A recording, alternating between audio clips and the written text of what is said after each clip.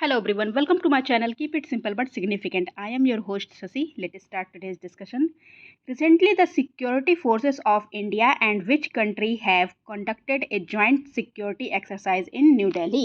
Joint security exercise की गई है न्यू दिल्ली में। इंडिया और किस कंट्री की सिक्योरिटी फोर्सेस के द्वारा? तो ये इंडिया और इजराइल के द्वारा किया गया है। Where has Delhivery recently launched an all women logistic hub. सारी की सारी महिलाएं हैं यहाँ पे और ये लॉन्च किया गया है कहाँ पे? राजस्थान में। Who has recently become MD and CEO of Jio Financial Services for 3 years? 3 साल के लिए MD और CEO बने हैं जियो फाइनेंशियल सर्विसेज के लिए। इनका नाम है Hitesh Sethia. Which Indian was awarded the Whitney Gold Award 2024? Whitney Gold Award 2024 से सम्मानित हुई हैं। इनका नाम है Purnima Devi Barman. Answer is D. और ये विटनी गोल्ड अवार्ड को और क्या कहा जाता है? विटनी गोल्ड अवार्ड को कहा जाता है green Oscar. Sorry, green Oscar भी कहा जाता है इसको। IIT Madras e-plane company's electric air taxi will be launched in which year? IIT Madras की e-plane कंपनी की इलेक्ट्रिक एयर टैक्सी किस वर्ष लॉन्च की जाएगी? तो ये 2025 तक लॉन्च की जाएगी। NPCI International will help which country develop a UPI like payment system? NPCI international के द्वारा किस देश को UPI जैसी भुगतान प्रणाली विकसित करने में सहायता प्रदान की जाएगी? तो ये नामीबिया को ये सहायता प्रदान करने वाले हैं। Recently, the Indian Army and the Puneet Balan Group collaborated to open the India's first Constitution Park in which country? In which city? तो इंडियन आर्मी और पुनीत बालन ग्रुप ने कोलैबोरेट किया है ओपन करने के लिए इंडिया का फर्स्ट कॉन्स्टिट्यूशन पार्क बनाने के लिए। ये कर रहे हैं ये पुणे में। What is Antares recently seen in news? तो एंथ्रेस क्या है? ये एक रेड सुपर जायंट स्टार है। Answer is C. और ये regular base Indian constitution Indian Institute of Astrophysics ने ये रिकॉर्ड किया कि the moon passing in front of एंथ्रेस।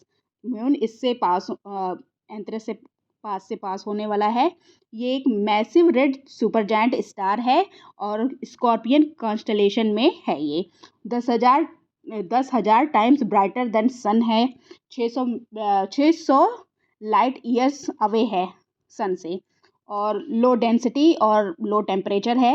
Red giant जो है ये लार्ज कूल स्टार्स होते हैं और approaching the end of their lifes ये होते हैं। Recently, which country has decided to break diplomatic relation with Israel over Gaza war? किस कंट्री ने डिसाइड किया है कि वो अपने इजराइल से सारे डिप्लोमेटिक रिलेशन को ख़त्म कर देंगे ओवर गाजा वार? तो ये है Colombia. Who has recently introduced India's first AI powered tax filing app? तो किसने इंट्रोड्यूस किया है इंडिया का first AI powered tax filing app? ये है EJET tax. Answer is B. Red Colobus Conservation Action Plan, recently seen in news, is an initiative of which organization?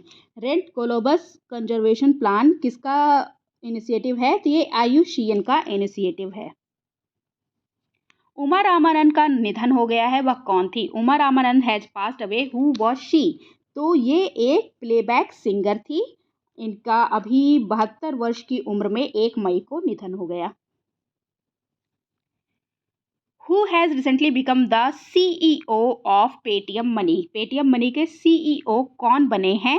तो इनका नाम है Rakesh Singh. Which IIT has developed innovative 3D printed dummy ballot unit? हाल ही में किस IIT ने innovative 3D printed dummy ballot unit का विकसित किया गया है? तो ये IIT गुवाहाटी के द्वारा विकसित किया गया है। Two-state solution has been in news recently is used in context of activities of which countries? तो टू स्टेट सोल्यूशन किन देशों की गतिविधियों के संदर्भ में इस्तेमाल किया गया है? तो ये इस्तेमाल किया गया है पैलेस्तीन एंड इज़राइल के लिए, और ये यूएन में भारत की जो स्थायी प्रतिनिधि हैं उनका नाम है रुचिरा कंबोज। इन्होंने कहा कि भारत टू स्टेट सोल्यूशन का समर्थन करता है। Which country is hosting the 46th Antarctic Treaty Consultative Meeting? 46 Antarctic संधि सलाहकार बैठक की मेज़बानी कौन सा देश कर रहा है? तो ये हमारा प्यारा भारत कर रहा है। 46 नंबर की है। कहाँ पे हो रही है? ये कोची में किया जा रहा है। कोची कहाँ? केरला में किया जा रहा है। 20 से 30 मई को ये होने वाला है। Which country has recently received humanitarian aid of $84 million from the World Bank? World bank से $84 million मिला है एज अ ह्यूमैनिटेरियन एड। किस कंट्री को? अफगानिस्तान को ये मिला है। Who has been appointed as director in DPIIT recently? DPIIT में डायरेक्टर अपॉइंट हुई हैं, इनका नाम है प्रतिमा Singh. Who has recently been awarded the title of Grandmaster by the International Chess Federation?